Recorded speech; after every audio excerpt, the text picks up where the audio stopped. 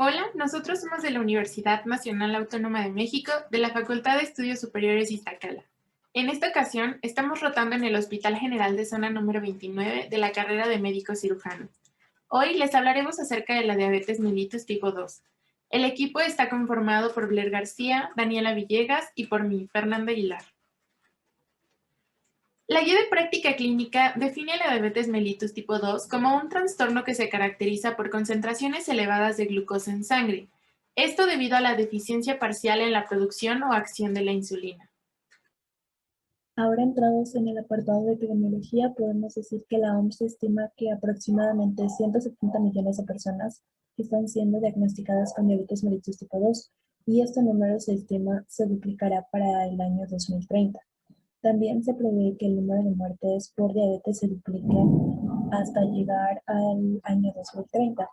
Y en cifras más nacionales se estima que aproximadamente el 8.6 millones de personas están siendo diagnosticados y afectados por diabetes y este número aumentará aproximadamente a 11.9 millones con un incremento del 175% en el año 2030.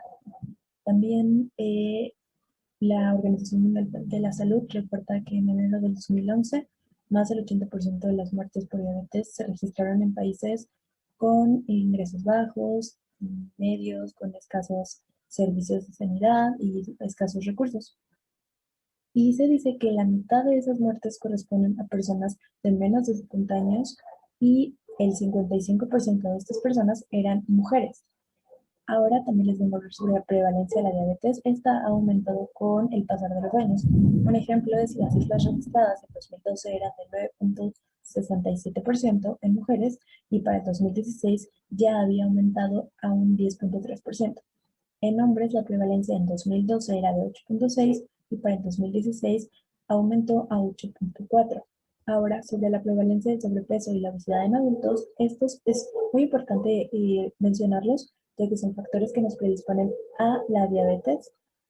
Tenemos que en mujeres, en 2012, en la prevalencia de sobrepeso y obesidad en adultos era de 73% y para el 2016 bajó un poco y está en 72.7% y la prevalencia en hombres en el 2012 era 69.4% y para el 2016 se mantuvo. Entonces se dice que el 90% de los casos de diabetes mellitus se relacionan con esa prevalencia en sobrepeso y obesidad. Bueno, ahora vamos a pasar con los factores de riesgo. Existen algunas circunstancias que si el paciente llega a presentarlos, corre el riesgo de que pueda llegar a presentar esta enfermedad, que es diabetes mellitus tipo 2. ¿Cuáles son estos factores de riesgo? Bueno, uno de ellos y de los más importantes es el sobrepeso o la obesidad. Este es un factor de riesgo muy importante. Al igual que tener un familiar de primero o segundo grado con diagnóstico de diabetes mellitus tipo 2. Una enfermedad vascular, de igual forma, es un factor de riesgo importante que nos menciona la literatura. Dentro de estas puede ser una enfermedad vascular coronaria, puede ser una enfermedad vascular cerebrovascular o alguna periférica. De igual forma, la acanthosis nigricans es un factor de riesgo que se menciona en casi todas las literaturas, al igual que una hipertrigliceridemia. Entonces, si el paciente tiene unos triglicéridos mayores a 150 miligramos por decilitro, pues es un factor de riesgo. De igual forma, el colesterol HDL menor a 40 miligramos por decilitro es un factor de riesgo importante para el desarrollo de esta enfermedad. Otro factor de riesgo importante es la ascendencia que tiene el paciente, ya que se menciona que los hispanos, asiáticos y africanos tienen un mayor riesgo de poder presentar diabetes mellitus tipo 2.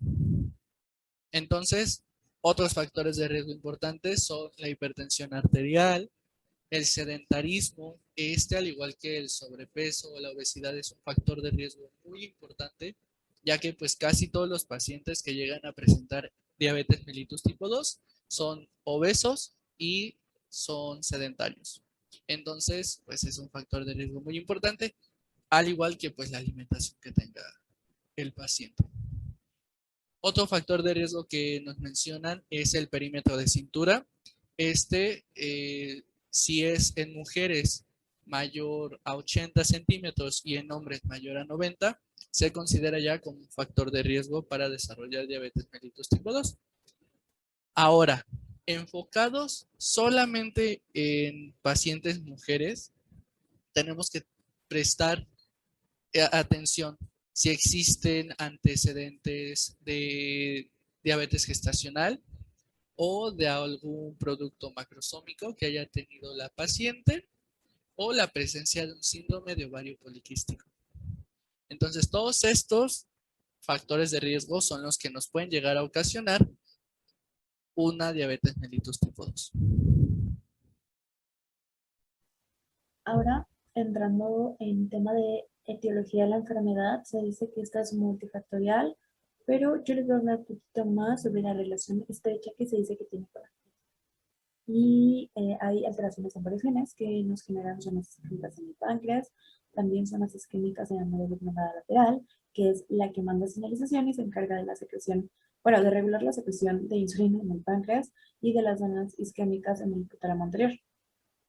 También se pueden explicar las zonas isquémicas del páncreas por un mal flujo sanguíneo que reciben los islotes del mismo, ya que de manera normal y funcionando de manera correcta, el páncreas requiere una gran vascularización para poder secretar hormonas.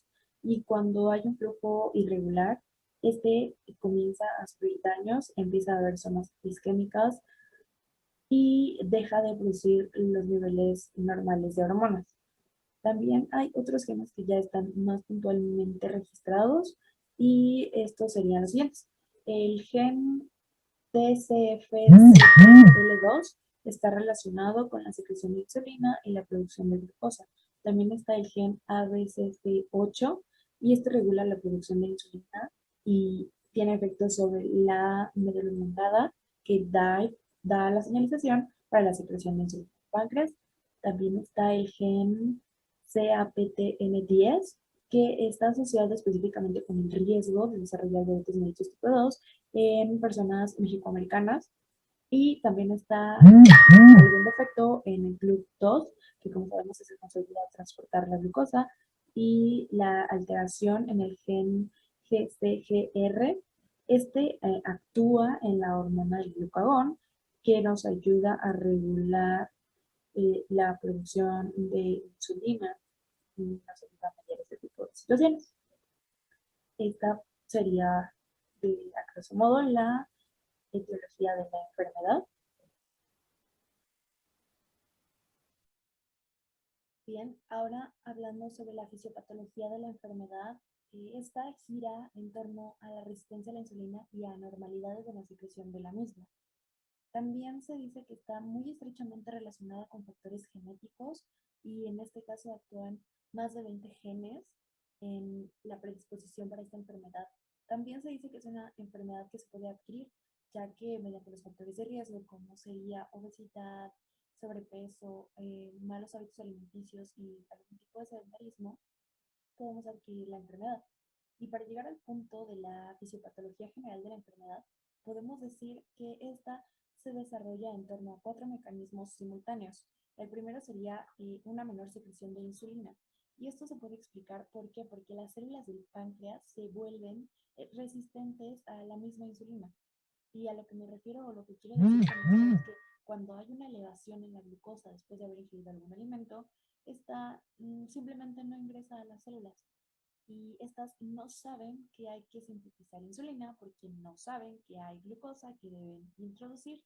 Entonces, esto ocasiona que los niveles de glucosa sean elevados y que no haya la suficiente insulina para poder introducirla a la célula.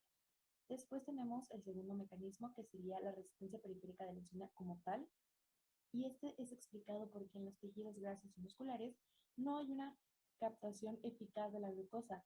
Y esto se debe a que en esos tejidos, por así decirlo, la insulina no funciona.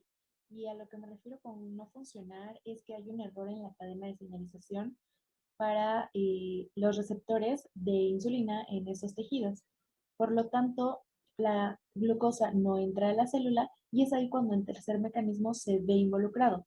Y el tercer mecanismo es la síntesis elevada de glucosa hepática.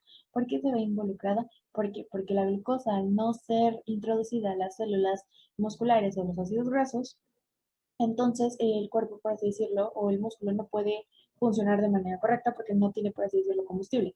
Entonces el hígado recibe la señal de que no hay glucosa, entonces él comienza un exceso en la producción de la glucosa, pero como la insulina no funcionó en estos tejidos anteriores, pues los niveles de glucosa se elevan, lo que nos lleva a una glicemia elevada y empeora el problema, porque los niveles suben y no hay insulina suficiente. Entonces, es ahí cuando aparece el cuarto y último mecanismo, que es un metabolismo anormal de la grasa. A esto nos referimos con que los ácidos grasos se elevan y estos ocupan los receptores de la insulina. Entonces, no puede haber una correcta señalización y entonces se perpetúa de manera definitiva la resistencia periférica a la insulina. Y esta resistencia nos lleva a desarrollar la diabetes mellitus tipo 2. A grosso modo, esta sería la fisiopatología de la enfermedad y continuamos con los siguientes apartados.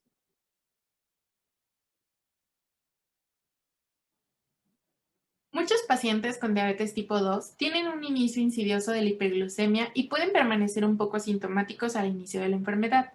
La mayoría de los pacientes serán obesos o se encontrarán con sobrepeso, incluso aquellos sujetos que no exhiban un sobrepeso significativo.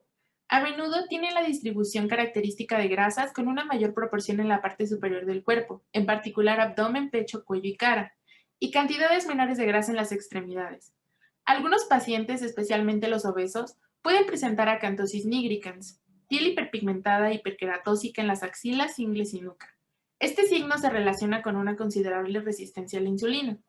Sin embargo, los pacientes con una deficiencia insulínica más grave tendrán los síntomas clásicos de poliuria, polidipsia, polifagia, visión borrosa, parestesias y fatiga. La poliuria se define como un aumento en la micción y esta es a consecuencia de la diuresis osmótica secundaria a la hiperglucemia sostenida. Esto ocasiona pérdida de glucosa, así como de agua libre y electrolitos en la orina. La polidipsia se debe a una consecuencia del estado hiperosmolar, como también lo es la visión borrosa, que a menudo se presenta a medida que los cristalinos y retinas se ven expuestas a líquidos hiperosmolares. Las parestesias aparecen en particular cuando el inicio es subagudo. Refleja la disfunción temporal de los nervios sensoriales periféricos y por lo regular desaparecen a medida que el reemplazo de la insulina restaura las concentraciones glucémicas a niveles más cercanos de los normales. Bueno, ahora vamos a pasar con tamizaje y diagnóstico. Para empezar, vamos a hablar del tamizaje. Aquí nos hablan sobre algunos cuestionarios que se deberían de aplicar a personas que tengan varios factores de riesgo. Entonces, uno de los que más comentan es el cuestionario Find Risk. Esto lo usan como una herramienta para ver el riesgo que tiene un paciente de desarrollar diabetes. Entonces, este test nos permite ver el riesgo individualizado de cada paciente para ver cuánto es el riesgo de que pueda presentar diabetes mellitus en 10 años. Entonces, ¿qué es lo que vamos a tomar en cuenta en este test? Vamos a ver la edad, vamos a ver el índice de masa corporal, el perímetro abdominal, de igual forma la actividad física del paciente, con qué frecuencia consume verduras, frutas, hortalizas, si tiene o ha tenido alguna receta de medicamentos para hipertensión arterial y de igual forma si se le han pues diagnosticado anteriormente niveles altos de glucosa en sangre. Algo más que vamos a observar en este test es si tiene familiares con diagnóstico de diabetes mellitus. Entonces, en la edad, como pueden ver en la tablita, pues va a tener diferente puntaje. Entre más grande sea la persona, pues más puntaje va a tener. Entonces, aquí Cuando el paciente tiene entre 64 años, más de 64 años, el puntaje va a ser de 4. Entre 55 y 64 años va a ser de 3, entre 45 y 54 años va a ser de 2, y si nuestro paciente tiene menos de 45 años, pues va a ser 0. El índice de masa corporal, de igual forma, entre más alto, más puntos. Aquí entonces, si nuestro paciente tiene un índice de masa corporal entre 25 y 30, se le va a asignar un punto, y si tiene más de 30 su índice de masa corporal, van a ser 3 puntos. De igual forma, el perímetro abdominal es un parámetro importante que se toma en este cuestionario. Aquí, pues si el paciente es hombre y tiene su perímetro abdominal entre 94 y 102, pues se le otorgan 3 puntos. Si tiene más de 102 centímetros, el puntaje que le corresponde es de 4 puntos. Si es mujer y tiene un perímetro abdominal entre 80 y 88 centímetros, se le dan 3 puntos, pero si son más de 88 centímetros, son 4 puntos.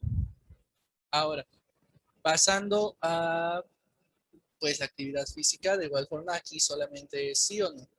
Si el paciente realiza normalmente al menos 30 minutos de alguna actividad física, pues son 0 puntos. Pero si no la realiza, son 2 puntos.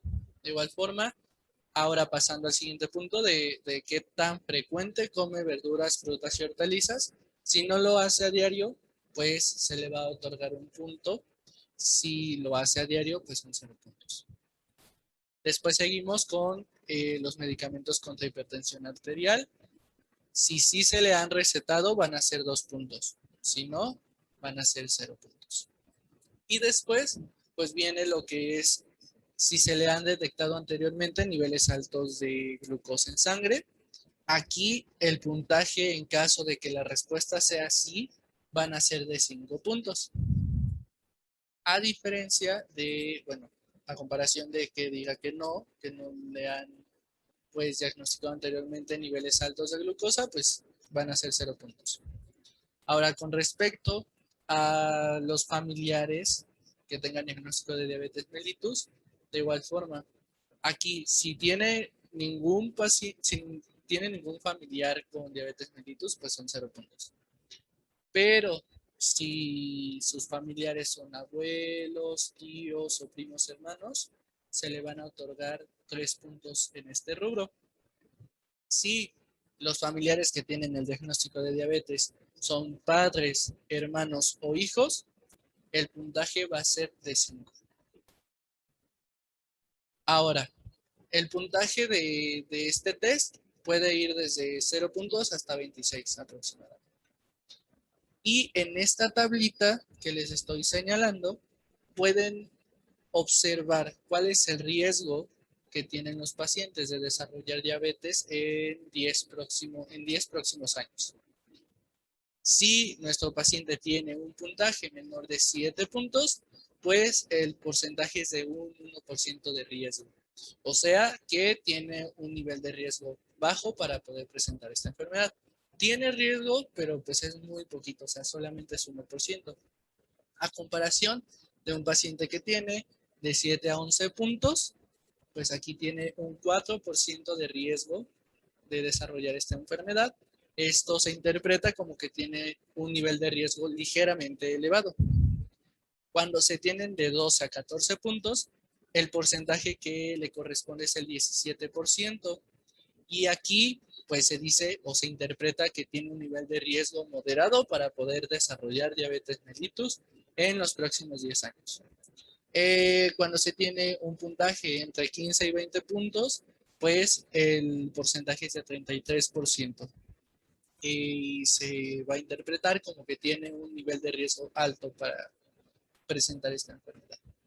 Pero si el paciente tiene más de 20 puntos, tiene un 50% de riesgo de desarrollar diabetes mellitus en los próximos 10 años.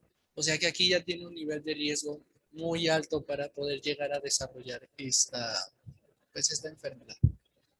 Y también algo importante aquí es que si un paciente tiene más de 12 puntos en su cuestionario, se le tiene que realizar una glucosa plasmática en ayunas. Entonces, eso es algo que menciona la guía de práctica clínica, que si se tienen más de 12 puntos, es obligatorio que se le haga una glucosa plasmática en ayunas. Ahora pasamos a diagnóstico. De manera general, el diagnóstico nos lo menciona la bibliografía, que se va a hacer en base a la clínica que esté presentando el paciente más un dato de laboratorio que ahorita les voy a mencionar. Con respecto a los síntomas, pues se menciona que si el paciente presenta poliuria, polidipsia, polifagia o una pérdida de peso, esto más una glucosa al azar mayor a 200 miligramos por decilitro, aquí mencionan que no importa la hora del día, si está en esos valores, se diagnostica una diabetes mellitus. Entonces, esto pues es de forma general. Ya metiéndonos un poquito más a profundidad, tenemos unos criterios diagnósticos que debemos de tomar en cuenta para poder hacer este pues, diagnóstico.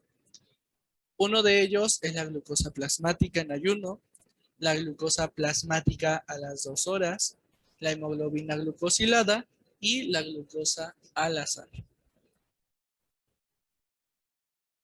Entonces, en esta tablita pueden ver más a fondo, ya que se presentan los valores que se deben de tomar en cuenta para poder hacer el diagnóstico de diabetes.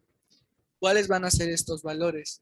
Para empezar, la glucosa plasmática en ayuno mayor de 126 miligramos sobre decilitro o una glucosa plasmática a las 2 horas mayor a 200 miligramos por decilitro. Esto va a ser durante una prueba de la tolerancia a la glucosa oral y pues esta prueba se hace con 75 miligramos de glucosa diluida en agua. Otro criterio diagnóstico es la hemoglobina glucosilada. Esta tiene que ser mayor de 6.5% para que se haga el diagnóstico. Y otro criterio es el que les mencioné al principio, que es un paciente que tenga síntomas de hiperglucemia, como los que les mencioné, poliuria, polidipsia, polifagia, pérdida de peso, con una glucosa al azar por arriba de 200 miligramos sobre decilitro. Entonces, estos criterios son los que se utilizan para pues, diagnosticar diabetes. Sin embargo, existen otros criterios, pero estos son para diagnosticar una prediabetes. Entonces, aquí primero hay que definir qué es una prediabetes. La prediabetes, la literatura nos la define como valores de glucosa altos que no entran dentro de los valores para diagnosticar pues, diabetes. Entonces, se consideran muy altos para ser normales, pero no son tan altos como para considerarse diabetes mellitus. Entonces, aquí, ¿qué es lo que vamos a tomar en cuenta? Vamos a tomar en cuenta la glucosa en ayuno, vamos a tomar en cuenta la glucosa plasmática a las 2 horas y a la hemoglobina glucosilada.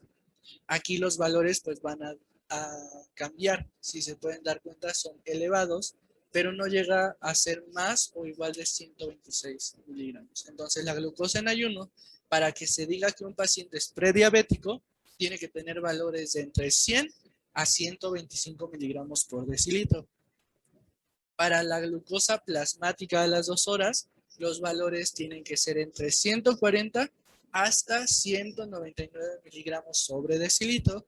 Esto pues en la prueba oral de tolerancia a la glucosa. Para ser diabético pues tiene que tener un resultado mayor o igual a 200 miligramos por decilitro. Y el otro criterio, el último criterio que toman en cuenta para diagnóstico de prediabetes es la hemoglobina glucosilada. En esta, pues el valor va a ir de 5.7% hasta 6.4%. Si se dan cuenta, pues no llega hasta los valores de 6.5 o más para hacer un diagnóstico de diabetes. Entonces, estos son los criterios diagnósticos que se usan para diabetes y para prediabetes. El tratamiento debe ser multifactorial. Esto para ayudarnos a controlar los factores de riesgo como son la hiperglucemia, la dislipidemia, la hipertensión arterial y el tabaquismo. Se va a basar por un cambio de estilo de vida. Esto nos va a ayudar a reducir la hemoglobina glicosilada y la mejoría de los factores de riesgo ya antes mencionados. La guía de práctica clínica recomienda iniciar el tratamiento con ejercicio, dieta y fármacos. El ejercicio de tipo aeróbico, de resistencia o ambos, la dieta preferentemente la mediterránea y los fármacos. Un fármaco del grupo de las biguanidas como lo es la metformina.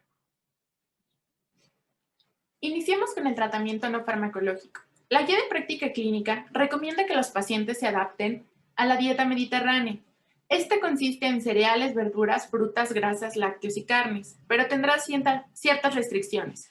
Por ejemplo, la carne roja únicamente se podrá consumir de 4 a 5 porciones mensuales. Sin embargo, el pescado podrá consumirse de 4 a 5 porciones por semana. Las verduras y las frutas podrán consumirse de 2 a 4 porciones por día y nuestra principal fuente de grasa será el aceite de oliva. El incremento de la contractilidad muscular aumenta el nivel de glucosa, de la vía de la glucogenólisis, la gluconeogénesis y la movilización que altera los ácidos grasos. En pacientes con diabetes mellitus, se considera el ejercicio como una buena estrategia para el control con múltiples beneficios metabólicos, bioquímicos y cardiovasculares. La combinación del ejercicio aeróbico y de resistencia se recomienda para el mejor control de la diabetes mellitus. Con respecto al ejercicio aeróbico, este se debe realizar 5 días a la semana, de moderado a vigoroso durante 30 minutos, como mínimo. Las sesiones de actividad física deben ser cuando menos de 10 minutos y se pueden repetir en 3 ocasiones al día. Algunos ejemplos de este ejercicio son caminar, nadar, practicar basquetbol, fútbol, montañismo, entre otras, donde se utilicen grupos de músculos grandes. En cambio, los ejercicios de resistencia se deben realizar 2 veces por semana en días no consecutivos, aunado al programa de ejercicio aeróbico previo. Estos son ejercicios con ligas, poleas, pesas, y con este tipo de ejercicios se ha comprobado la reducción de morbimortalidad para enfermedades cardiovasculares. Como anteriormente había mencionado, la guía de práctica clínica nos recomienda hacer un tratamiento multifactorial, donde incluyen en el inicio con medicamentos como lo es la metformina. La metformina es una biguanida que reduce la glucosa en plasma postprandial y basal. Su mecanismo de acción se reduce en 3 pasos. 1. Reduce la producción hepática de glucosa por inhibición de gluconeogénesis y glucogenólisis. 2. El músculo incrementa la sensibilidad a la insulina y mejora la captación de glucosa periférica y su utilización. Y por último, retrasa la absorción intestinal de glucosa. Esta no estimula la secreción de insulina, por lo que no nos va a provocar hipoglucemia. Sin embargo, tiene efectos adversos como lo son la intolerancia gastrointestinal, la cefalea, las alergias cutáneas transitorias, el sabor metálico y la acidosis láctica. Por otro lado, en pacientes tratados con monoterapia y que no han llegado a su meta de control con una hemoglobina glicada menor al 8%, se recomienda agregar un antidiabético oral, iniciando con los inhibidores de PP4, pero tomando consideración en no iniciar con sulfonilureas ni tiazolinedionas debido al gran riesgo que se tiene de hipoglucemia. A continuación se van a mencionar algunos. Continuando con el tratamiento, yo les voy a hablar sobre las sulfonilureas y bueno, el mecanismo de acción de este grupo de fármacos consiste en el incremento de la secreción pancreática de la insulina y tiene un efecto sobre la hemoglobina glicada. Este consiste en una disminución de aproximadamente 1 a 2% y también tiene un efecto en el aumento del peso del paciente.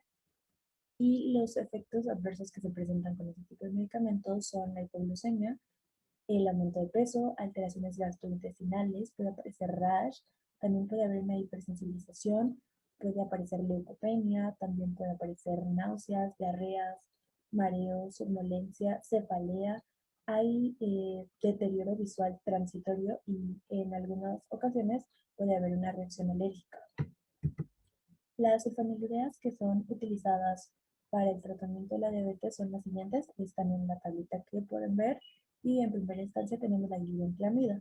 La glibenclamida tiene una dosis inicial de 0.5 microgramos y su dosis máxima consiste en 20 microgramos. En segunda instancia tenemos la glibenciclida y esta tiene una dosis inicial de 2.5 microgramos y su dosis máxima es de 20 microgramos.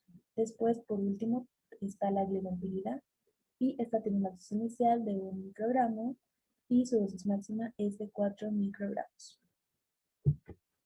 Siguiendo con el tratamiento, tenemos las tiazolidinedionas y estas tienen un mecanismo de acción que consiste en incrementar la captación de la glucosa en el músculo estriado y también tiene un efecto sobre la hemoglobina glicada y este es una disminución de aproximadamente el 0.5 al 1.5%.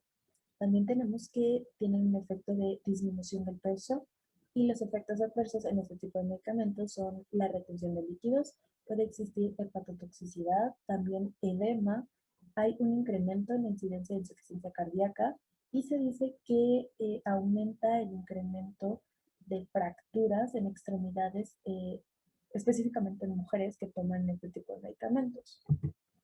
Ahora, las tiazolidinedionas que son ocupadas para el tratamiento de la diabetes es la pioglitazona. Esta tiene una dosis inicial de 15 microgramos y una dosis máxima de 30 microgramos. Después tenemos a las metilglicinidas y estas tienen el mismo mecanismo de acción que las cefalinureas, ya que aumentan la secreción pancreática de insulina. También tienen un efecto de disminución sobre la hemoglobina glicada y este es de 0.5 a 1.5%. Y el efecto que tienen sobre el peso es un incremento. Ahora, los efectos adversos de este tipo de medicamentos son hipoglucemias, porque ese es es el efecto deseado. También hay trastornos digestivos, hay náuseas, estreñimiento, puede aparecer vómito, dispepsia, hay una elevación en las enzimas hepáticas y puede existir una hipersensibilidad.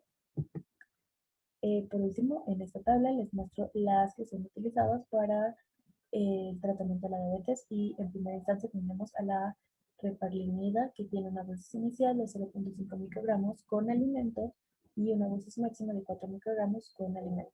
Después está la metilglicina que tiene una dosis inicial de 60 microgramos con alimento y una dosis máxima de 120 microgramos con alimento. Con respecto a los inhibidores de DPP4, aquí su mecanismo de acción va a ser inhibir a DPP4. Entonces, ¿qué es lo que va a pasar? Va a ocasionar que GLP-1 dure más su actividad, que haya más GLP-1 y por ende que haya menos glucosa pues, en sangre. Ese es su mecanismo de acción de los inhibidores de DPP4. ¿Qué es lo que nos va a traer entonces esto?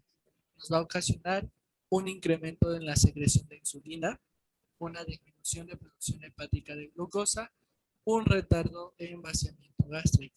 Este tipo de fármacos van a hacer que se disminuya la producción de glucagón. Entonces, pues estas son sus principales funciones. Entonces, su mecanismo de acción es ese, simplemente bloquear a DPP4 para que pues GLP-1 tenga más, pues más tiempo de acción y que haya más GLP-1. ¿Cuál va a ser su principal indicación? Su principal indicación es que exista una falla biguanidas, que exista también una hiperglucemia postprandial. Esas son las principales indicaciones que la literatura nos menciona. ¿Cuándo no vamos a poder utilizar inhibidores de DPP4? Pues esto va a ser cuando sea una paciente embarazada, cuando se tenga una insuficiencia renal o hepática y pues el caso de que el paciente esté presentando una diabetes mellitus tipo 1, pues ahí no se va a poder usar. Este tipo de fármacos tiene acción sobre la hemoglobina glucosilada y pues lo que van a hacer es que la van a disminuir entre 0.5 a 1%. Es lo que va a hacer sobre hemoglobina glucosilada. Ahora, pasando a los fármacos que podemos encontrar dentro de este grupo, tenemos los que podemos ver en esta tablita, lo que es la alogliptina, la linagliptina, sitagliptina y vildagliptina. La alogliptina va a poderse, va a tener una dosis inicial de 25 miligramos y una dosis máxima de 100 miligramos. La linagliptina va a tener la dosis inicial de 5 miligramos y su dosis máxima, según la literatura que consultamos, es de 5 miligramos. La sitagliptina va a tener una dosis inicial de 100 miligramos y su dosis máxima va a ser 100 miligramos. La vildagliptina tiene una dosis inicial de 50 miligramos y su dosis máxima es de 50 miligramos también. Ahora, pasando a sus efectos adversos que pueden presentar estos pacientes, uno de ellos es la pancreatitis aguda. Se menciona que este es uno de los principales efectos adversos que tiene. Y con respecto a sus contraindicaciones, pues es una enfermedad renal etapa 4, una hipersensibilidad pues al fármaco. También es importante saber que vildagliptina se menciona que no se puede usar con insulina, que no se puede juntar este tratamiento. Y pues también una contraindicación es la pancreatitis. Y pues como habíamos mencionado al principio, la insuficiencia hepática. Entonces, esas son las circunstancias en las que este tratamiento no puede ser recetado al paciente. Ahora, pasando a los agonistas de GLP-1, estos fármacos, su mecanismo de acción va a ser simplemente imitar la acción de GLP-1 que es producida por el organismo. Entonces se menciona que la GLP-1 que nuestro organismo produce tiene una duración de minutos. Sin embargo, los agonistas de GLP-1 pueden llegar a tener una duración hasta de 10 horas, menciona la literatura. Entonces, ese es su mecanismo de acción. Copiar pues la acción de GLP-1. Estos pues se van a ir a su receptor de GLP-1. ¿Qué es lo que va a traer con esto, con copiar su actividad? Pues para empezar, va a aumentar la producción de insulina a nivel pancreático, va a disminuir la producción de glucagón, va a retrasar el vaciamiento gástrico. Con esto, con este retraso, va a evitar que exista una hiperglucemia postprandial y de igual forma estos fármacos que son los agonistas de GLP-1 van a inducir una saciedad para que el paciente pues se sienta más lleno. Con respecto a sus principales indicaciones, pues son casi las mismas a los fármacos de los que les hablé en las diapositivas anteriores. Aquí, ¿cuáles van a ser sus indicaciones entonces? Una falla abiguanidas y también una hiperglucemia postprandial. Estos fármacos no están recomendados usarlos en embarazadas, en insuficiencia hepática, insuficiencia renal o diabetes mellitus tipo 1. Y también hay que saber que los efectos que tienen sobre hemoglobina glucosilada pues son casi los mismos a los anteriores. Van a disminuirlo en un 0.5, 1%. Entonces, los fármacos más representativos de este grupo es la exenatida y la liraglutida. La exenatida va a tener una dosis de 5 a 10 microgramos. La exenatida y la liraglutida, ambas son vías subcutáneas, son inyectadas. Y pues la liraglutida va a ser en dosis de 0.6, 1.2 o 1.8 miligramos. Y bueno, la exenatida van a ser 2 veces y la liraglutida se mencionaba que es una sola vez. Con respecto a sus efectos adversos, pues son a nivel digestivo más que nada. Van a presentar náuseas, van a presentar vómito, diarreas, son los que más se mencionaban. Y como contraindicaciones, pues tenemos que estos fármacos no pueden ser dados con sulfonilureas por el riesgo de hipoglucemia. De igual forma, no se puede dar en pancreatitis y tampoco puede darse en una enfermedad renal al igual que en una enfermedad inflamatoria intestinal. Son pues sus principales contraindicaciones. Ahora vamos a pasar con los inhibidores de SGLT2. SGLT2 es un cotransportador glucosa-sodio que se va a encontrar en el túbulo renal en su parte proximal. Entonces lo que van a hacer estos fármacos es inhibir este cotransportador, con lo cual van a aumentar la excreción de glucosa en la orina. Entonces ese es su mecanismo de acción, aumentar pues la excreción de glucosa en orina. Estos fármacos tienen algunos efectos sobre tensión arterial, sobre peso y sobre la hemoglobina glucosilada. ¿Cuáles son estos efectos? A nivel de hemoglobina glucosilada la van a disminuir entre un 0.7 y un 1%. El peso, van a hacer una pérdida de peso en el paciente de entre 2 a 4 kilogramos y la tensión arterial la van a disminuir en 2-4 milímetros de mercurio. ¿Qué fármacos vamos a encontrar aquí?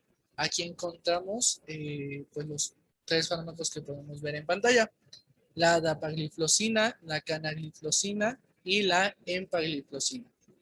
Sus dosis, pues en empagliflozina son de 10 a 25 miligramos. La de canagliflozina es de 100 hasta 300 miligramos. Y dapagliflozina de 5 a 10 miligramos. ¿Cuáles son sus principales efectos adversos? Pues puede existir una infección de vías urinarias bajas, principalmente es, de los principales efectos adversos que se mencionan. Y también alguna infección a nivel genital, más que nada infecciones micóticas. Y también se mencionaba que puede llegar a ocasionar una hipotensión. Y con respecto a sus contraindicaciones, pues son una insuficiencia renal. Ahora, pasando a los inhibidores de la alfa-glucosidasa, ¿qué es lo que van a hacer? ¿Cuál es su mecanismo de acción? Bueno, pues van a inhibir a la alfa-glucosidasa intestinal.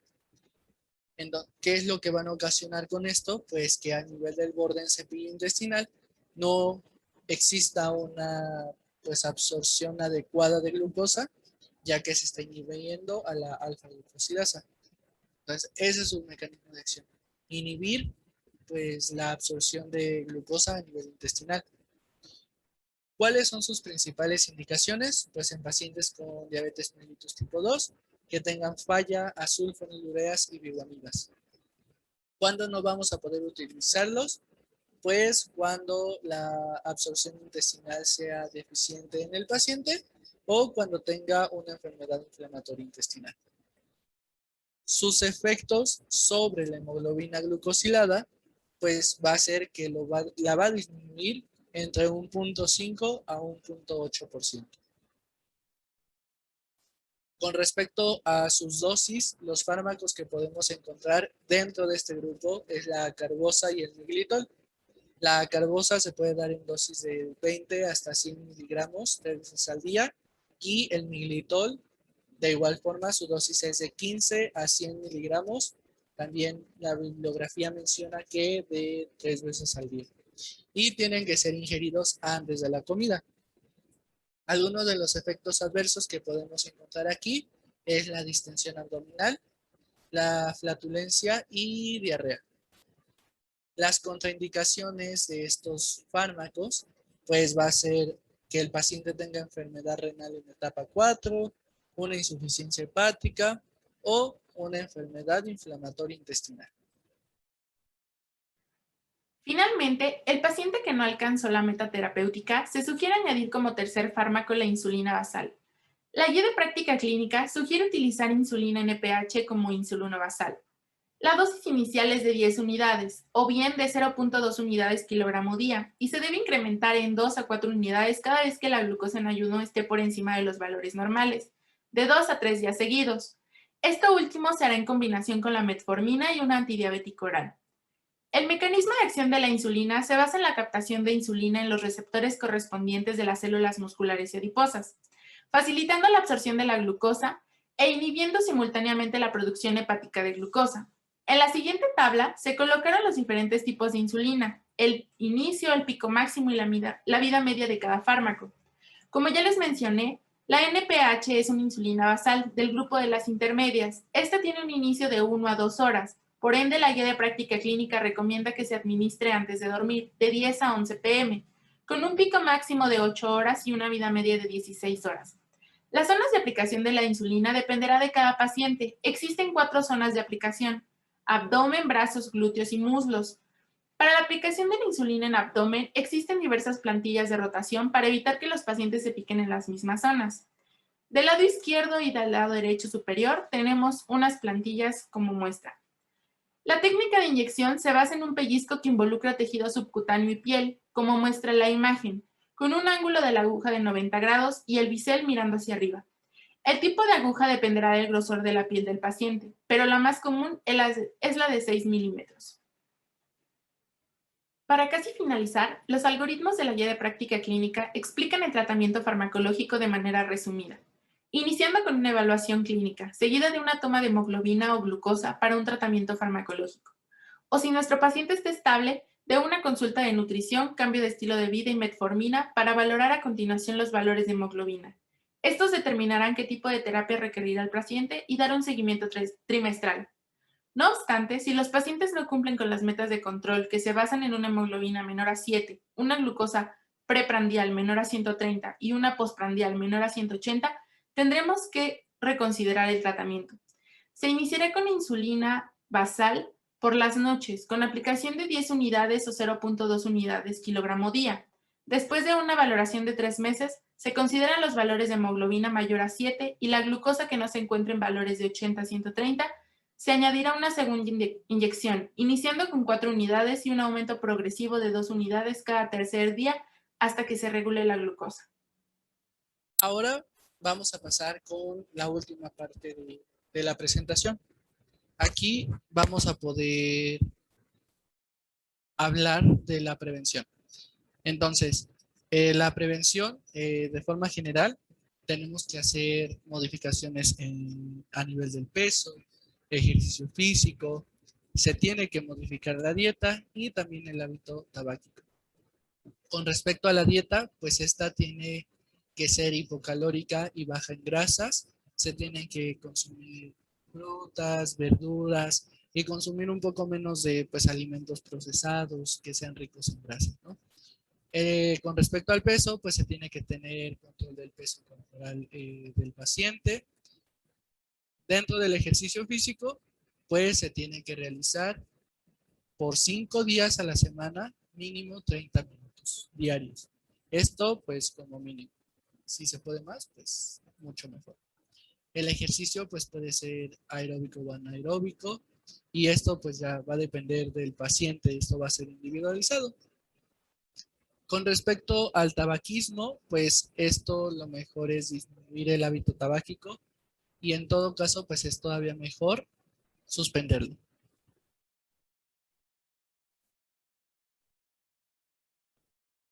La prevención se puede dividir en prevención primaria, secundaria y terciaria. La prevención primaria tiene como objetivo pues disminuir, reducir la incidencia de la diabetes mellitus tipo 2. Aquí existen pues algunas acciones que están encaminadas para hacer esto, ¿no? Como cambios a nivel del estilo de vida, es lo principal. Cambios en dietas y en la actividad física del paciente. Esto no solamente es pues para evitar una hiperglucemia, sino también para evitar la obesidad, para prevenir dislipidemias y la hipertensión arterial. Entonces, este es el objetivo de la prevención primaria. Algunas medidas para que se disminuya la incidencia de la diabetes. Como prevención secundaria, tenemos que es hacer un diagnóstico y tratamiento oportuno. Y pues de igual forma, aquí se tiene que meter cambios dietéticos y pues la práctica de ejercicio físico. Después tenemos pues a la prevención terciaria. En esta lo que vamos a buscar, el objetivo de esta prevención es evitar la aparición de complicaciones de la diabetes mellitus. ¿Esto cómo se va a hacer? Pues se menciona en la literatura que va a hacerse tratando precozmente alguna lesión renal, alguna lesión a nivel retina y pues también actuando sobre los factores de riesgo cardiovascular que tenga el paciente, como hipertensión arterial, dislipidemias o también pues el tabaquismo. Y pues esto sería todo de nuestra parte.